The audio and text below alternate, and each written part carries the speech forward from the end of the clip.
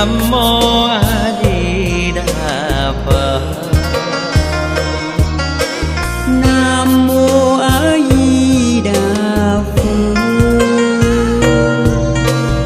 Nam mô A Di Đà Phật.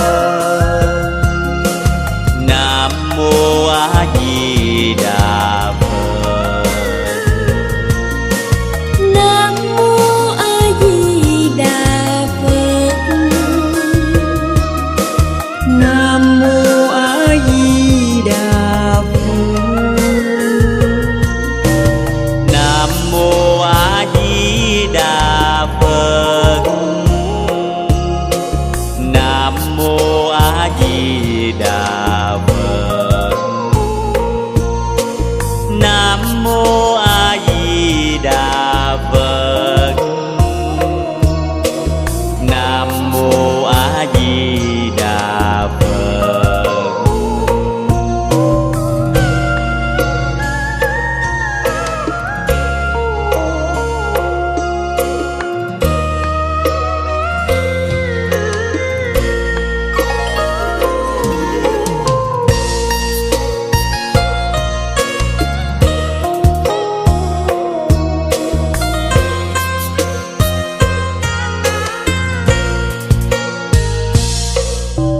Nam mô A Di Đà.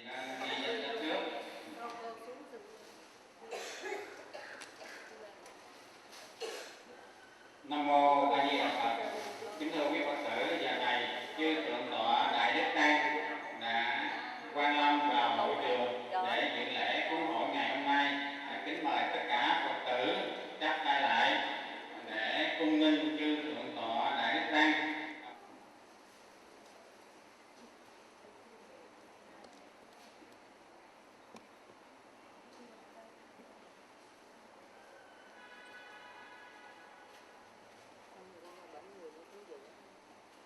Nam mô A Di Đà Phật. Hôm nay là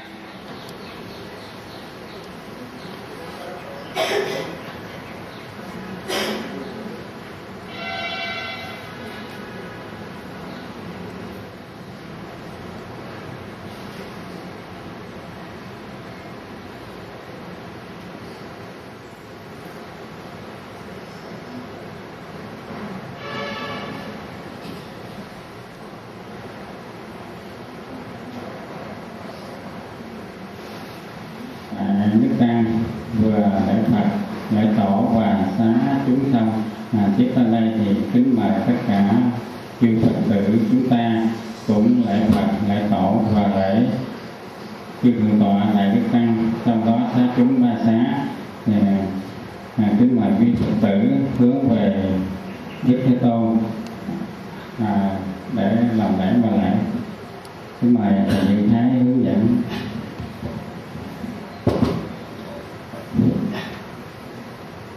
Nam mô Bổn Sư Thích Ca Mâu Ni Phật.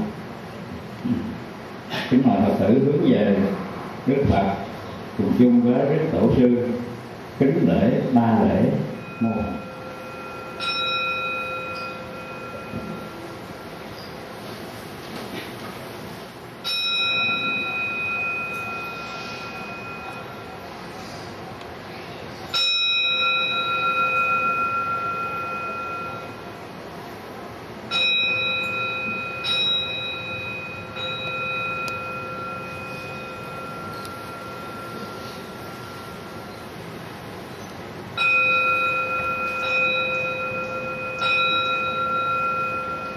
lễ Phật lễ tổ xong, kính mời chư Phật tử hướng về thượng tọa cùng chư Đại Đức Tăng kính lễ ba lễ. Mô Phật.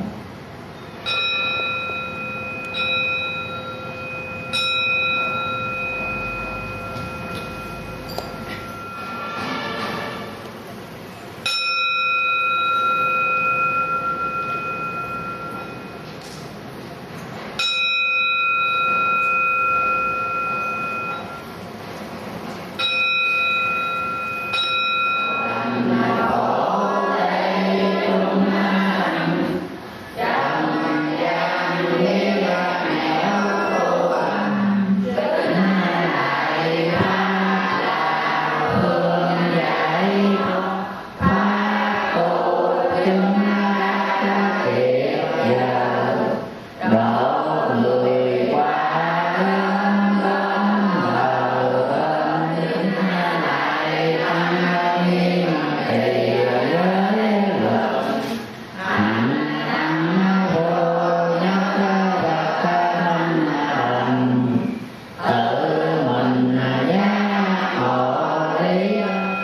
cúng dường tam bảo kính lại Phật pháp tăng tam này vốn của thiện lương chúng con đạo sanh bằng phương pháp rồi bao nguyện tên pháp làm được đỡ tựa giao người dầm văn tắc lâm chung lúc 20 giờ ngày 30 tháng 8 âm lịch năm 2010, hưởng thọ 78 tuổi. Cầu chiêu Nguyễn Thị Xuân Lam, pháp danh Riêng Bạch, hưởng dương 39 tuổi, mất ngày 28 tháng 9 năm Canh Dần. Cầu chiêu mẹ Lâm Thị Hợi, thọ năm 1982 âm lịch. Anh Thái Thiền Tự Can, thọ 32 tuổi, mất ngày 27 tháng 5 1972 âm lịch. Anh Thái Bảo Liêm, thọ 52 tuổi, pháp danh là Trí Minh, mất ngày 23 tháng 1 năm 1999.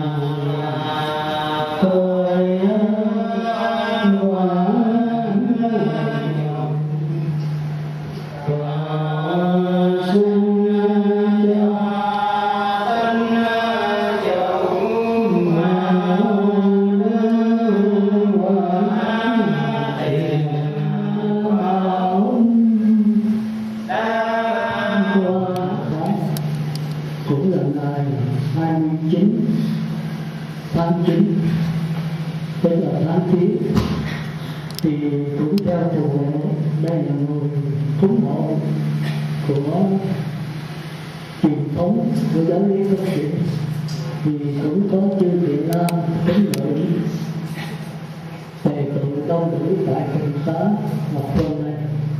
Và hôm nay cũng là ngày xuất bát của gia đình con chị Giá, chị Gia, cô Dung và cô Ấn.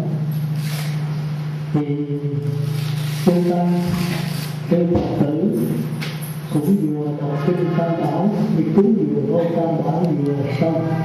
Sau đó chư ta có một bài kinh phúc thí, mục đích là chứng minh cho ngày xuất bát hôm nay của ông chị Giá, chị Gia, cô Gấm, cô Dung, cũng như tất cả chúng sanh trong pháp giới và pháp hội của chúng ta nói riêng, và tất cả chúng sanh trong pháp giới nói chung, và những cái vong, những cái cầu an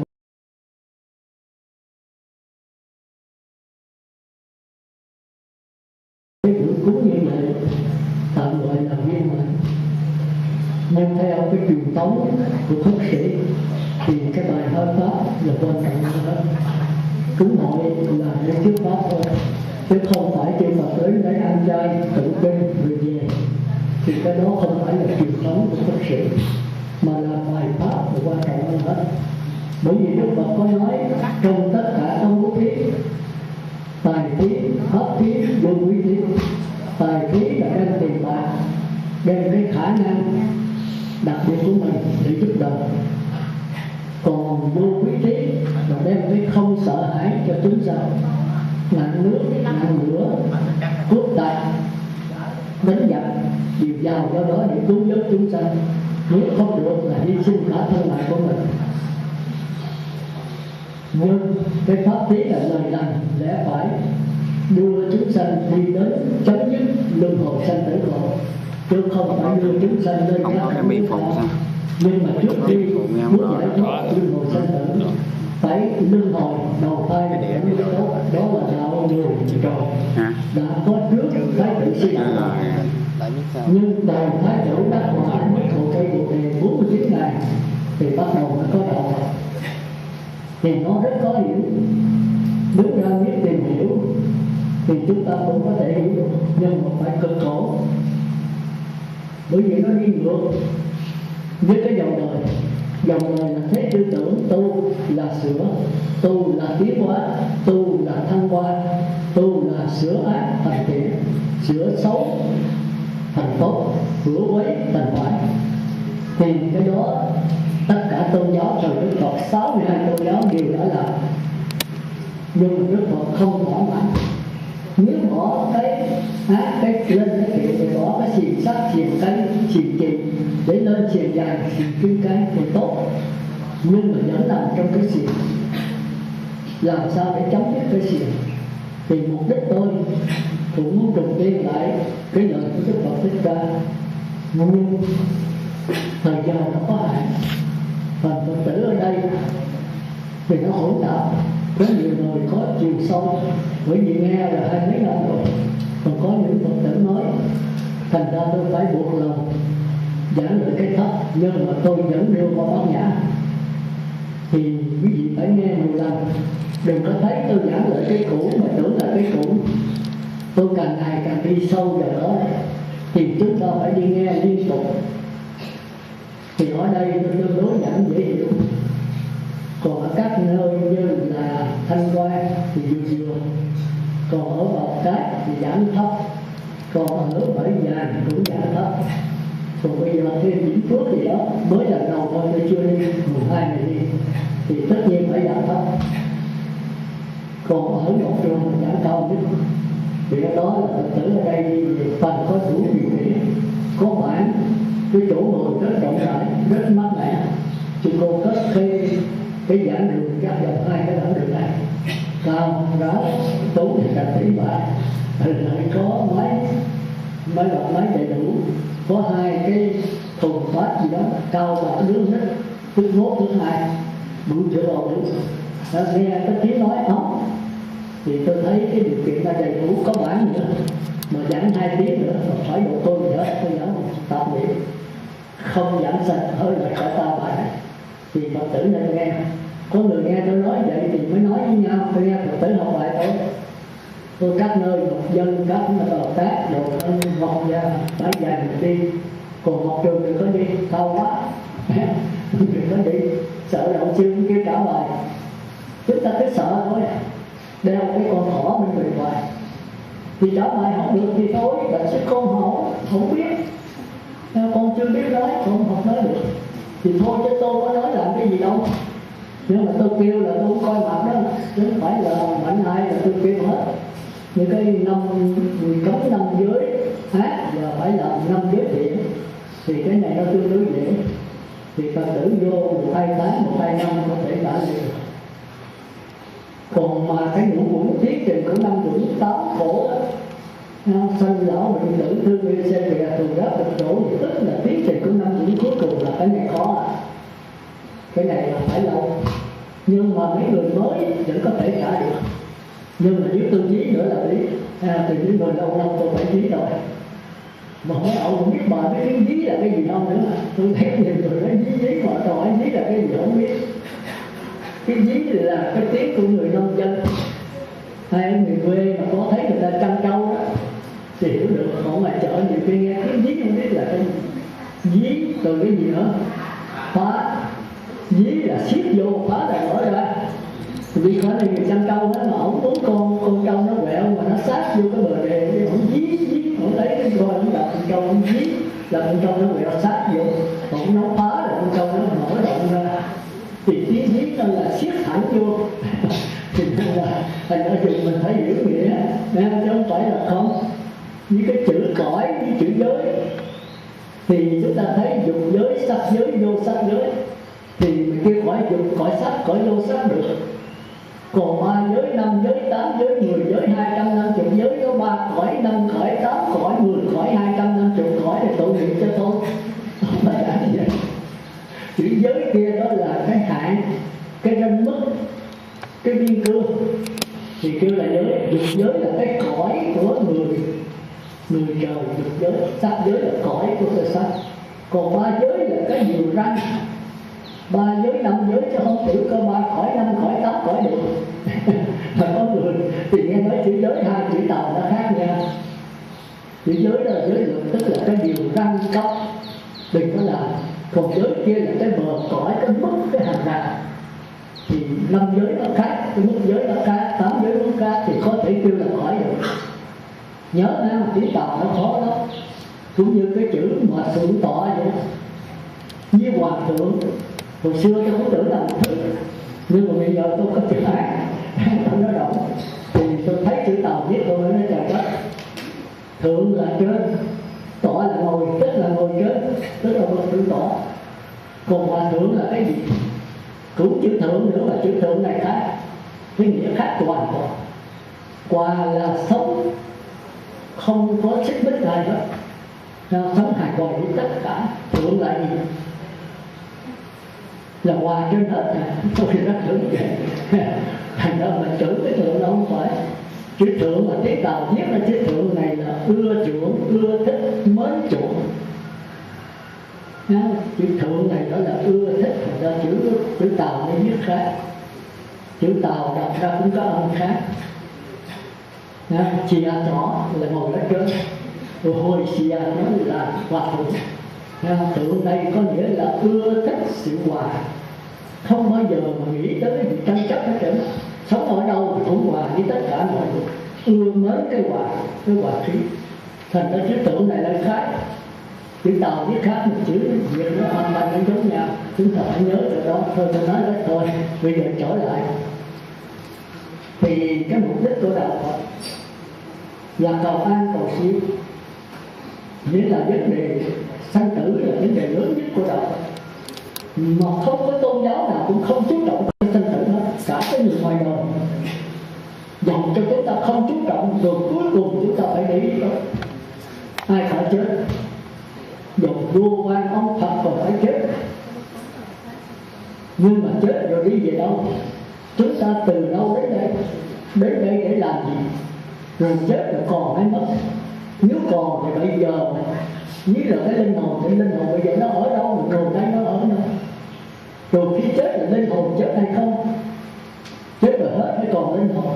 Mà còn thì ở đâu? Nó xuất ra bằng cách nào? Nó đi đầu thai, nó nhập thai bằng cách nào? Rồi có thể chấm dứt đầu thai được hay không? Cái đó là cái nhức nhối của sĩ đạo ta. Đi qua 4 cửa này, thấy già, thấy bệnh, thấy chết. Tự hỏi xa này. Vì ông nói vậy đâu từng thấy già, ông thấy bệnh, thấy chết cũng vô ổn. Ông đâu có chỗ hết. Từng cung điển này thấy mấy người trẻ không? Nhất là bà Gia Du Tà La rất là trẻ trung, mới có 17, 18 tuổi. Ngài lấy vợ hồi 16. Thì bà Du Tà La mới có 15. Rồi thì lớn lên 1-2 năm sau, ngày 16, 17 Du La còn có 16, 17. Căng tròn lẻ, đó là điều đẹp nhất của người con người. Tức là 16, 17 tuổi. Mặt căng mà tròn nhất, đẹp nhất là căng 16. Chưa đồng chưa mà. Thành ra căng tròn lẻ là 17 tuổi. Rồi một Mỹ thấy Nguyễn Trãi mà gặp cái cô Nguyễn Thị Lộ vậy. Hỏi ở đâu bán chiếu cô? Chẳng hai chiếu ấy hết ai còn. Xuân xanh nái đặng bao nhiêu tuổi, đã có chồng chưa được mấy con?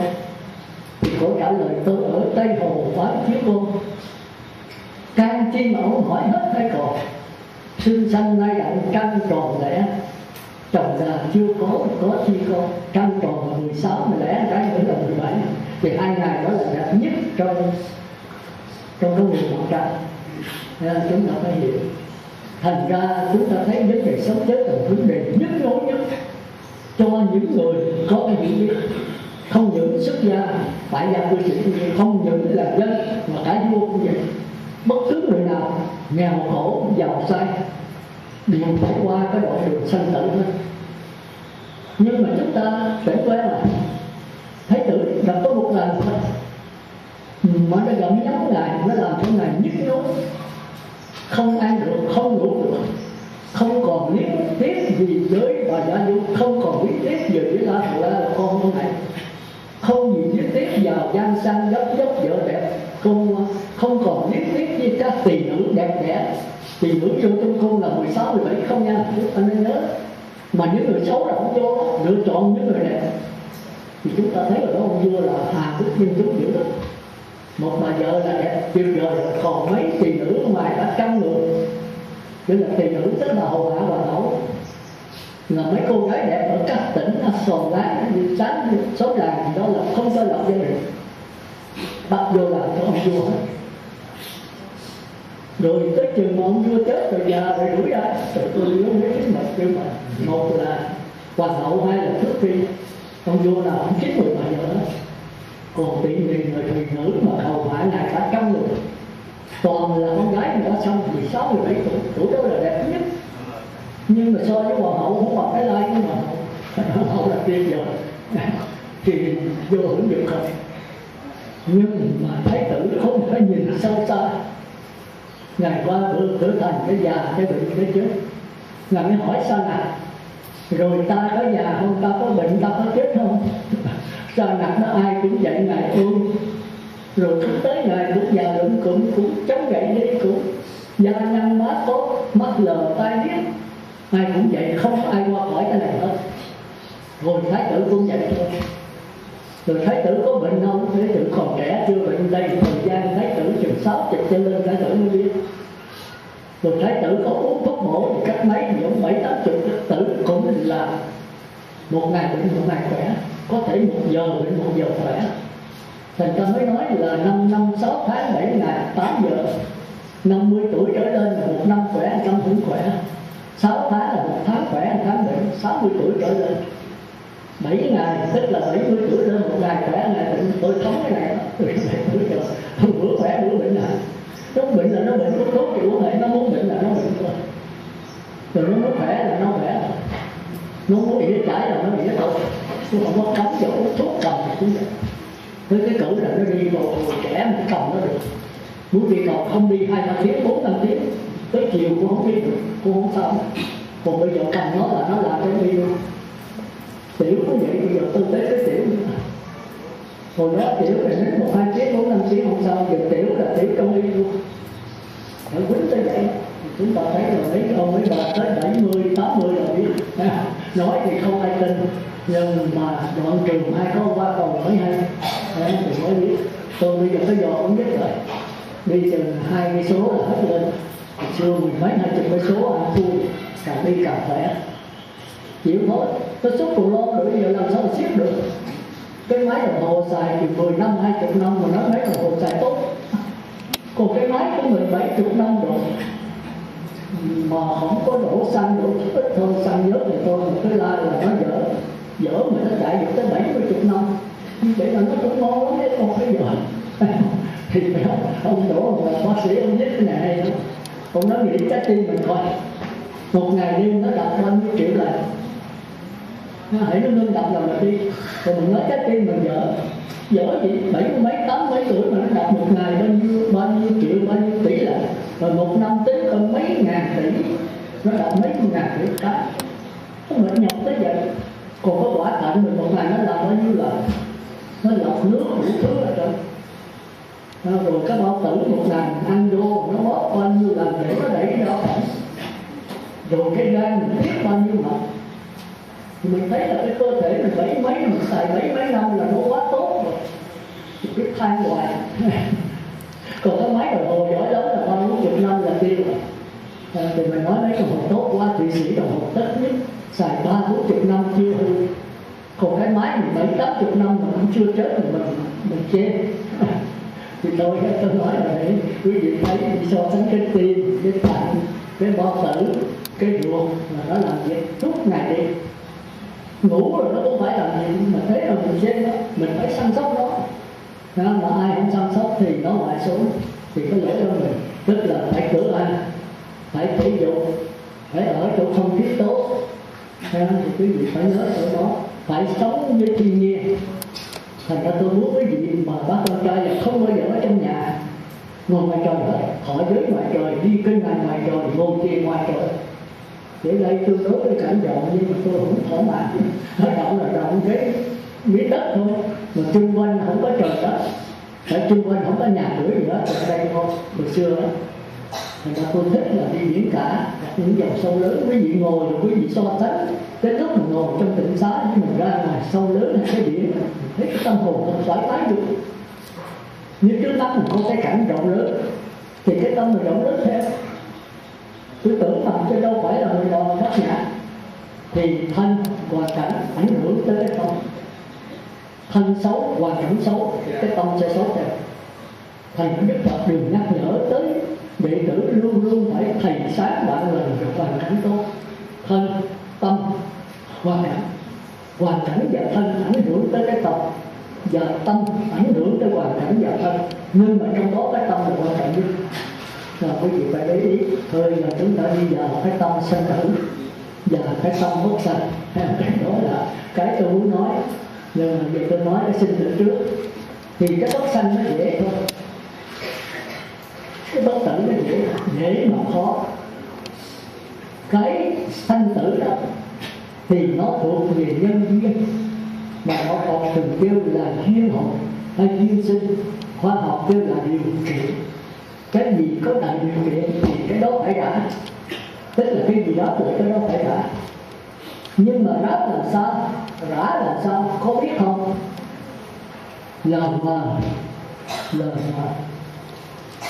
thành ra mình nói vô thường vô ngã, mà vô thường sao? Cái gì biết mất vô thường là gì, vô ngã là gì, vô thường vô ngã khác nhau sao? Quý vị không biết, không biết là không qua đạo Phật được. Hay nói tôi biết mà tôi biết lờ mờ thì có hai cách.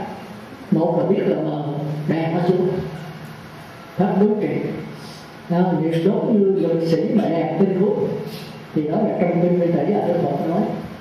Thì đè tới cùng mà lực sĩ mà yếu đi, bệnh hoạn dễ chảy rồi thì tinh thuốc, cái gì tinh thuốc nó làm lại thì là cái số đối trị của chúng ta. Mà chửi tao ta nhịn 1 lần, 2 lần, 3 lần, mà tới 7, 8 lần, 10 lần thì nổi sân liền hết rồi. Cái sức của tôi tới đây nó quá tải rồi thì phải đánh lộn hoặc là giết chết. Thì chúng ta thấy cái pháp này Đức Phật khuyên cái đó từ trong kinh người kêu là chỉ hoặc là tình. Còn pháp quán là quán mình mới nói là có số lượng pháp quán, có số lượng pháp chỉ. Dùng hơi thở để chỉ đè xuống, dùng niệm Phật để đè xuống, dùng sắc xanh, sắc đỏ, sắc vàng, điều bát tử thi để đè xuống. Thì cái này nó không ổn lắm.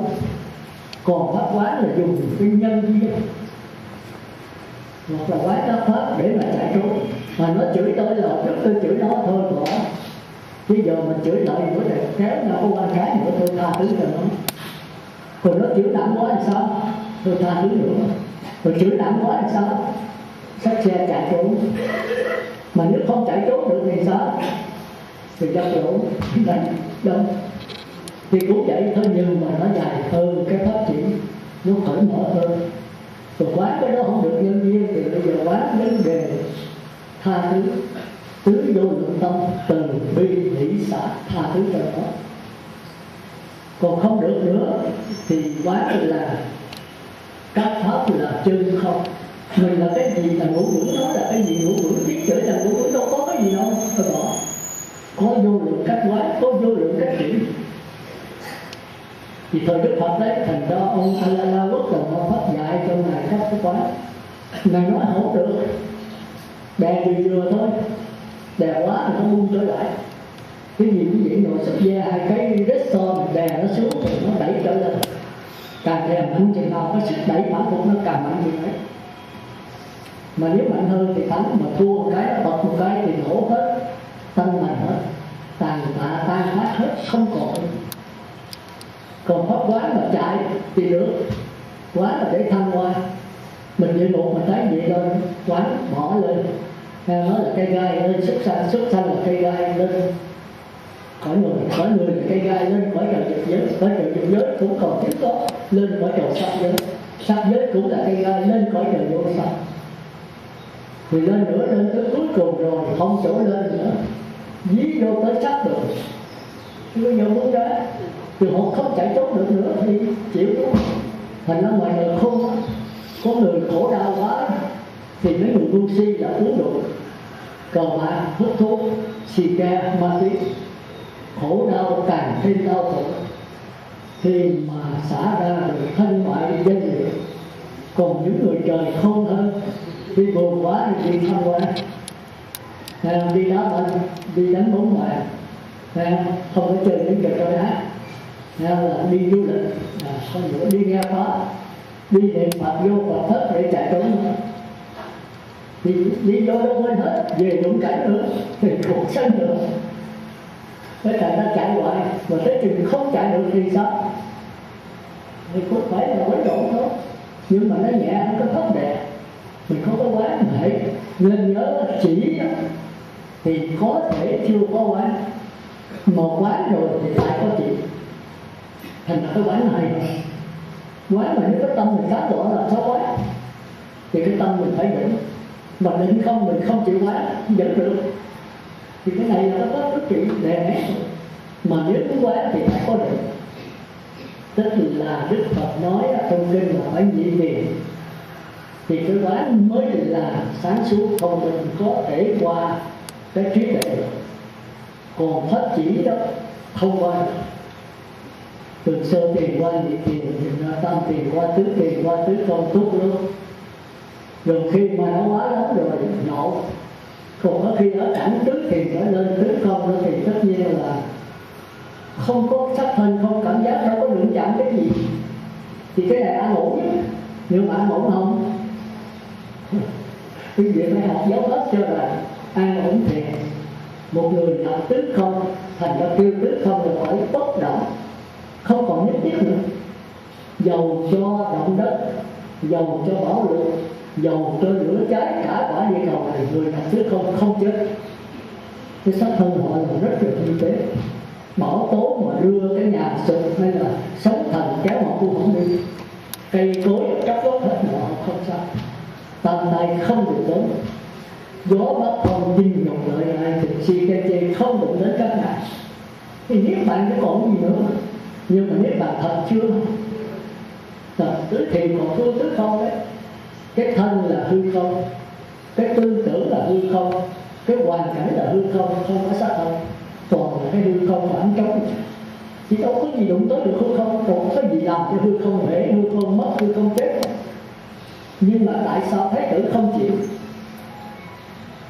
Đố gì biết đó, học Phật phải để ý rồi đó. Rồi thích vô biên là ai lại gia tộc, là nó vô lượng vô biên, nó chỉ còn cái năng lượng thôi. Và học ở ngoài khoa học của việc là năng lượng hay là năng lượng, tức là giống như cái luồng sống này vậy, mới vô lượng vô biên thì làm sao mà phải được. Nhưng nó nhàm chán, cái đó là cái chết, cái nhàm chán. Tư tưởng nào cũng nhàm chán, dầu 1 triệu năm, 2 triệu năm, 3 triệu năm, dầu mấy tỷ năm rồi cũng nhàm chán. Chúng ta có coi cái chuyện Từ Thức mà là Hương Tiên thì mới biết ổng mơ ước ngân tiền gặp cái cô giáo qua ở trên khỏi tiên chán nản, thấy ở dưới này hội kêu lễ Phật đản đẹp quá, cổ trên cổ dồn xuống cổ mê tiên rồi mà hưởng ở đó lâu quá thì nhàm chán, thì thứ cái này trong cái nọ thì khỏi cần làm sao bằng được. Nhưng mà bỏ lâu quá rồi nó gì khỏi tiên khỏi trời là cũng gì cũng trời. Rồi mới bắt đầu là xuống biến hóa xuống như này, là một cô gái rất đẹp tiên mà mới đi dạo vô đi coi người ta tổ chức Phật đản. Thì trong chùa nó có còn một cái hoa mẫu đơn, tức là mua các loại hoa thật là đẹp, mẫu thật là lớn, mới dựng cái chậu hoa đó ngay chỗ Đức Phật đản xanh. Đứa bé đưa tay trời ơi, đưa tay xuống đất để ngay cái chậu hoa đó thật là lớn, thôi người ta đi coi rất là đẹp. Thì cô giáo Hương này thấy đẹp quá, đứng tay gờ cái bóng tim cũng còn khoan, Cái con đẹp quá nữa, lớn quá, mới đụng cái tay tới cái con nó đụng. Cái con nó đụng, chính là tay cũng vừa nước tay tiên mà vừa đụng cái là mấy cái con nó mới đổ hay sao. Rồi thú loài hoa nó cũng có cái biết nha, biết đó là thọ cảm. Nó thấy cái bột protein này nó khoái thì sao, vừa cầm đụng tới cái bánh chút xíu là nó chết cái tay của nó. Rồi nhà chùa bắt đồ chùa mà mỗi làm sao có tiền, cõi trời với cõi này làm sao tiền giống nhau không được, là có tiền gì đâu mà trả, mà đòi tiền cũng giá rất đắt, cũng không có.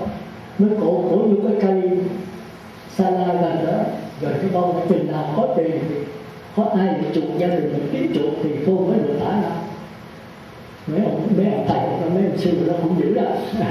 Bọn tôi lấy cả tổ cái trong đó một tổ rất đẹp, thì đâu có bà con gì đâu mà đi chuộc. Người đi qua kẻ đi lại từ thức làm quan lớn ở trong chuyện, chị nghe thấy cô này đẹp có là sao bị trọi, còn thúc kế được cây Sala là không có. Mới hỏi là đi tới là chùa mới nói cổ làm cái con mẫu đơn rồi, bây giờ muốn chuộc thì mới thả được, đợi nha gia đình mới để chuộc, mà làm sao có gia đình tiên mà thì thức là có biết, thì thức nói về chuộc bao nhiêu thì tôi thức mua túi ra trả, nhưng mà số tiền ra theo không đủ, đòi quá số tiền quá nặng.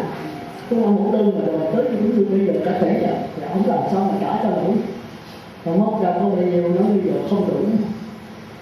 Bây giờ để tôi về lấy tiền chùa nó không đủ, nếu có thì thả ra, không đủ là thôi, để không ra thì chùa nó có cọc đấy. Rồi ông mới có một đường giết, rồi ông nó mất tiền. Ông nói bây giờ tôi cởi cái áo này cầm ở chùa, cái áo này thì dư với số tiền nếu có tôi là tôi đem hết bao nhiêu cho chùa, cởi cái áo để lại. Từ ngày mai tôi lấy tiền để chùa cái áo gì thì chùa nói được, cái áo này đắt giá, áo vô quan này, chứ đâu phải dựa cái bộ đường giết thì mắc lắm.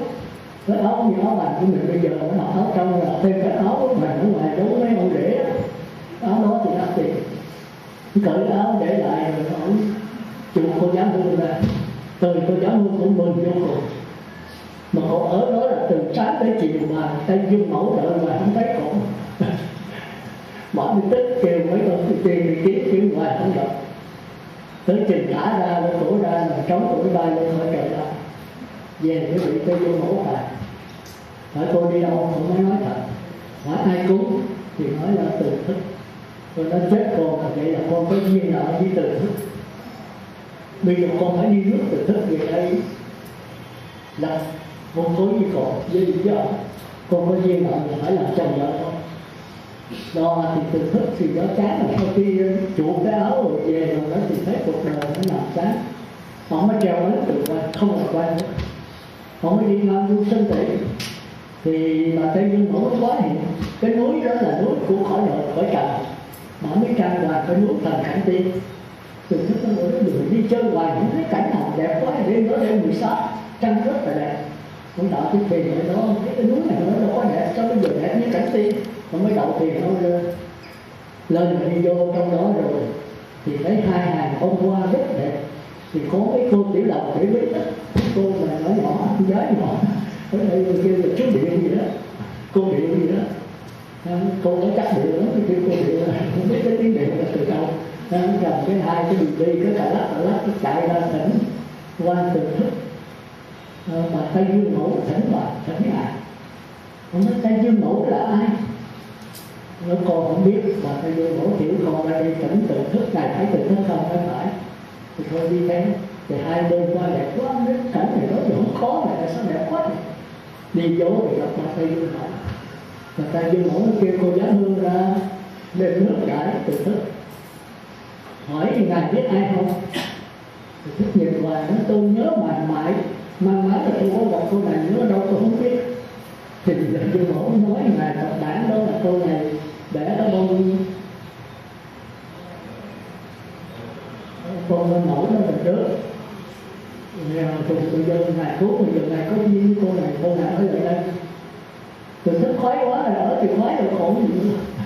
Ở đó thì hai người ở chung cái phòng. Thì cô giáo hương này dặn từ thích ha. Cái phòng này có 4 phía 4 cửa. Ông chỉ được mở hướng Tây, hướng Nam, hướng Bắc, còn hướng Đông là không được mở nha. Nhưng mà tôi thích hỏi tại sao thì nó thôi, cái này bí mật. không thể nói là cái chữ dạy hướng nào cũng mở được, con hướng đầu này con mở thì ở đó thì đâu có làm gì, không có cơm nước gì ăn đầu tiên. Đào cái cây cả mấy ngàn năm cái chỗ đầu tiên nó chỗ mấy cái trái của tiên ăn như một trái là đã là không cần ăn uống gì, nó mọc nó ngon mà nó sướng vô cùng. Tối ngày đi chơi rồi cái đường Thượng Nguyễn đó từ thức đi hết từ Nguyễn trở đi được có 6 tháng nhàm chán thì đẹp vậy nó không làm gì, đi chơi thôi. Rồi Thượng Nguyễn trồng này kia là muốn trái cây thì là tốt ăn một trái ăn vô 60-70 năm mà mát mẻ khỏe quá, không cần ăn gì hết, chỉ ăn những cái đầu tiên, những cái quyền tương tủ có đủ mà đủ làm trái cây, tức là quyền tương tủ vậy đó, tôi coi nó hưởng nữa đó thì thực thức để hưởng cái đó đâu.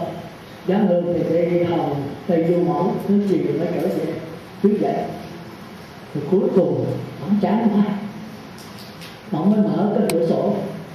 Cái thứ đầu mình nói tại sao mà nói là bí mật, tại sao cô Giám Hương không cho mình mở, thôi bữa nay mình bắt miếng bữa đi ông mới đem này ông mở để ông dò xuống, ông thấy là cái cảnh hạ giới của ông, nhà cửa này kia, ông mắt ở trên khỏi trần mới lấy cái gương mà kêu là chiếu không đại như mình bây giờ tiêu cái kính gì đó tôi quên tới, ông mới soi xuống dưới rồi thấy nhà cửa là cô chú là kia, ông nhớ nhà ông nói trời thì đâu quá 6 tháng rồi, nửa năm tiên cảnh một bước trời ai, bây giờ mình xin đi Giám Hương về vài bữa mình trở lên, ở chiếc trời nó có bằng ở cái này, nhưng mà lâu quá mình nhớ cha mẹ nhớ anh em mình phải xuống, thì cô Giám Hương về tôi mới tỏ thiệt cho Giám Hương nói vậy anh mở cửa tới đâu hả?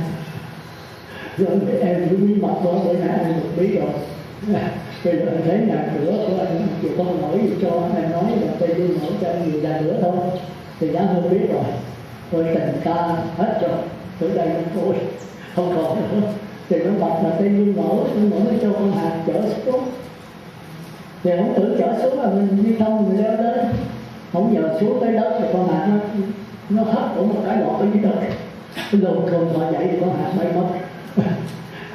Hay là có bài thơ lá đào rơi đất lối thiên thai. Thiên thai là động tiên đó. Suối tiễn quanh đưa lúa ngậm ngùi. Nửa năm tiên cảnh một bước trần ai. Nửa năm tiên cảnh bây giờ trở lại trần ai. Lá đào rơi rụng nước chảy qua trong. Cái hạt bay lên vút tận trời. Trời đất từ đây xa cách mãi. Ngàn năm thơ thẩn 400 chương. Rồi ông đi về đó hỏi lại không ai biết nhà cửa ông nữa. Ông lên đó nửa năm mà xuống đây đó là gần 200 năm. Cha mẹ bà con mất hết không còn ai hết. Hỏi mấy bà lão 100 mấy chục tuổi bà nói tôi nhớ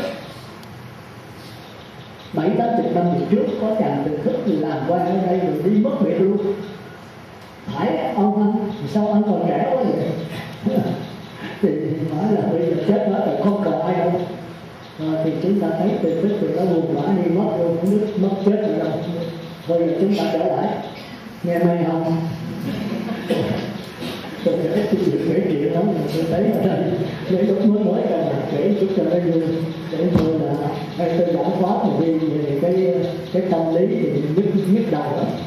Cái gì không cần nghe, tôi vừa nghe trở lại. Thì hôm nay tôi nói 4 phần thôi. Phần thứ nhất là vấn đề cầu an, cầu siêu, trai tăng, khai thị, cầu phước, cầu lộc, cầu thọ như trước cầu. Rồi tôi nhớ lại cái bữa đó có cái cô gì đó đem cái quyển Phong Tần và cái tương lai của nước Việt Nam, cái tương lai của Việt Nam đem vô 100 quyển. Số mẹ ở Vũng Tàu gửi thì cho cổ biểu đi phát hành đi bố thí. Nếu mà bố thí 1 quyển 10 quyển thì mạnh giỏi sao nó bố thí được 100 quyển 1000 quyển thì thành tiên thành Phật thì nó sống lâu muôn tuổi. Tôi mới chết rồi mà mai gặp cái ông thì mới không cần nói cô đi đâu vậy, mới đưa nó cho thì mới coi mấy ông cái này không được đâu, cái này thuộc trường mê tính chịu con. Sư phát ở đây phải cho sư biết cái gì vô đây thì phải cho sư biết mới được hết, lại có phải là có tội là hỏi sư đàng hoàng. Cô không tin thì ông mới dẫn xuống tôi vừa đi bắt lên như gặp mới dẫn xuống. Nói cái này cô phát cho vậy mà con ăn nó bắt tôi chết luôn. cái này thuộc về trường mê tín dị đoan thiên cơ sống giải. Thì khổ không tin tôi mới hỏi rồi, tôi mới nói là khổ để thọ giới với tôi nó mới chết chứ không có cái gì đó liên gì ở như gì đó. Thì con nói con mới thọ giới xưa mấy tháng trước, tôi nói thọ giới với tôi mà làm gì là chết tôi rồi. Tôi bây giờ tôi đâu có giảng cái đó. Cái thiên cơ sống giảng là cái tương lai, còn cái quá khứ đó, đã qua rồi thì nó là cái mộng cũ háo tài. Cái này là mộng mới dung dơ, không cái nào cuộc sống hiện tại thôi. Thì tôi muốn nói cái đầu tiên của chúng ta đó là cầu an, cầu siêu, cai tăng, cai trị, cầu phước lộc thọ, cầu ngay bây giờ là tại đây. Đạo Phật không có tương lai, đạo Phật cũng chẳng có quá khứ, mà có cái hiện tại. Mà hiện tại là đạo trời thôi, đạo trời sắc giới, tứ thiền sắc giới. Thì chúng ta thấy rất hay, Đức Phật chấp nhận kêu là hiện tại là trú, là đạo trời. Rồi qua đạo Phật đó là hiện tiền là trú. Cái hiện tại quý vị nên sống như cái này. Quý vị chưa thành Phật, chưa có qua A-la-hán, chưa có qua sát na, thì quý vị nên sống với cái hiện tại. Hiện tại là gì? Là ngay bây giờ tại đây. Mà ngay bây giờ tại đây là cái gì? Là cái quả của quá khứ. Hồi 3, 4 năm, 3, 4 kiếp gì trước quý vị giao học nhóm tranh. Thì bây giờ quý vị phải hiểu cây tranh và cái tranh chua chát thôi. Nó là phải vậy thôi. Mà tại sao quý vị ngồi khóc? Đó là định mệnh đó, định mệnh gì? Mình làm thì mình chịu, định mệnh gì? Nhưng mà nó chịu hay không? Chịu là ngu. Cõi trời người ta còn không chịu mà mình có quyền cải sửa, có quyền chuyển nghiệp. Chuyển nghiệp là sao? Là mình sửa cái tranh lợi thành ra nước chanh đường hoặc là chanh muối. Mình có thể sửa cái hồn bát cây, bát thái mãn cầu. Mình có thể sửa cái nghiệp quá khứ đau khổ bằng cách sám hối, bằng cách ăn chay, bằng cách giữ giới không sát sanh, phải phóng sanh nữa. Thì sát sanh cõi này là cõi ân đền quán trả. Nhưng mà quán mình không trả, mình lại giúp đỡ cho kẻ quán mình, để nó được giải thoát, nó giảng sanh về cõi Phật. Còn ân đền thì mình được có nhận mà giúp cho nó tiến hóa được. Thì cái này là cái nghiệp. Thành ra cái quan cái của trước tới bây giờ quý vị quan cái nhiều quá. Có nhiều người đã yếu quá thì cái phần dâu nó gặp. Và lại tôi xin cho hết, tôi không làm cho hết, cô mới làm cho hết. Thầy của cô, bổn sư của cô không phải là Phật cha, không phải là tôi. Cô đã có nhận tôi là bổn sư. Sư phụ ơi, sư phụ cứu con. Sư phụ mong gì tôi đâu phải là sư phụ. Sư phụ của cô là ai biết không? Nói là sư đó, sư mới cứu con rồi, chứ ngoài sư ra không ai cứu con được hết. Tôi nói không có, tôi là cứu con là tôi nói gạt cô thôi. Tôi có thể chỉ con đường để cô tự cứu cô thì được. Mà nếu sai tôi chịu tội. Thì có giới định có thể. Mà tôi bây giờ tôi có thể tạm xin nó. Nhưng mà cô không chịu tôi, cô có mặt có đôi đôi hoài. Thì bây giờ cái dông này đi dông khác là lại có máy nữa. Bởi vì cô là tạo biết của những chuyện. Ở nhiều kiếp trước chứ không phải hiện tại. Nó còn không có rồi, con gì nó lớn thì con ăn chay, thì con ăn chay trường, con gì không. Tôi nói là bây giờ thôi. Còn trong kiếp trước cô làm gì cô đâu có biết. Cô giết hại bao nhiêu rồi, thú giết bao nhiêu người kiếp trước. Từ kiếp trước có thể cô làm sĩ quan, cô đi lính này, có thể già giết người ta. Thì chưa kịp trả là cô chết rồi, bây giờ kiếp này cô phải trả. Cô coi cái vĩ sấm viên án triệu thố 9 kiếp là còn nó đoạn. Thì bây giờ cô muốn chấm dứt thì cô phải giới cái định phải tuệ. Cô phải không sát sanh, đó là cô giữ giới cho cô. Cô phải phóng sanh, đó là đại bi quan lâm. Cô phải tha thứ cho mọi người giúp đỡ. Cô không trộm cắp thì là cô giữ giới cho cô, đây là trí tuệ thôi. Còn từ bi là cô phải bố thí giúp đỡ người khác. Cô không tà dâm mà cô phải tiếp tục bắt chặt chồng, lấy ân báo oán là quán thiên tai,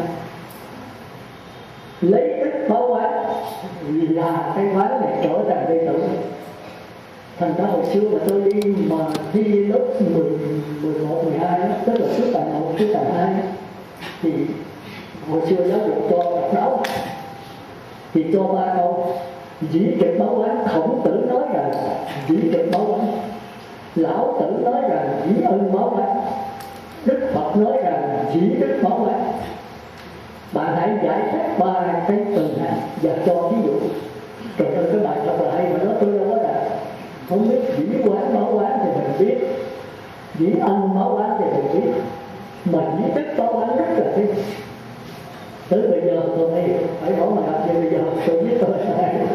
Cái thời gian tôi lớp 12, tức là cuối đại học, cho làm 3 tiếng đồng hồ.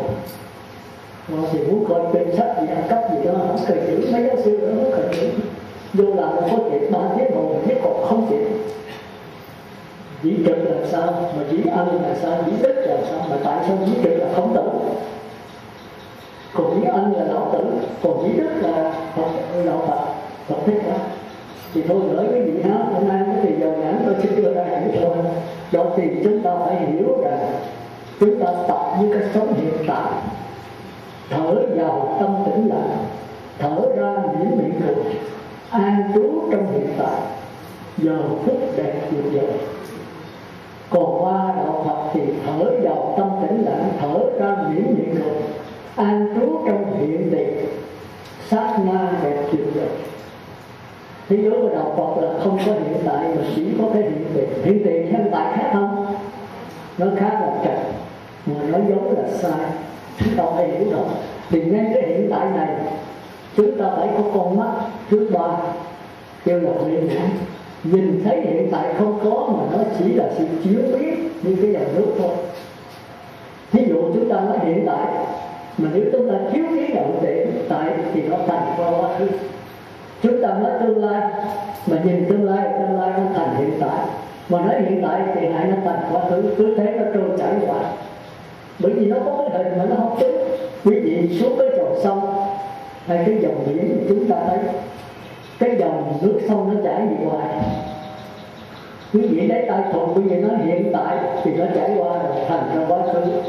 Rồi quý vị nói tương lai thì tương lai nó chảy tới đây là hiện tại. Rồi quý vị nói hiện tại nó chảy ra thành quá khứ. Bởi vì nó không có tướng.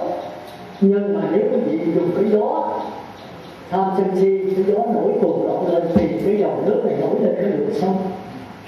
Hình người ta, hình quý vị, hình quý Phật tử, hình cái nhà, hình con chó, con trâu, con bò, vô số lượng sông.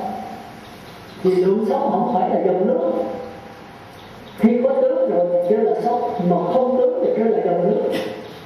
Nhưng mà bỏ cái sông, cái dòng nước này ra có sống không? Không có. Vậy sống phải là dòng nước không? Nếu nói sống là dòng nước là sai, mà sống không phải dòng nước là trật. Sống như dòng nước không thể tách rời. Sống thì có thể sống xấu, mình có thể chuyển thành sống tốt. Sống ác mình có thể chuyển thành sống thiện. Sống thấp mình chuyển thành sống cao. Nhưng mà dòng nước thì không chỉ, nó đâu có tướng, cái chỉ là cái dòng nước chảy thôi.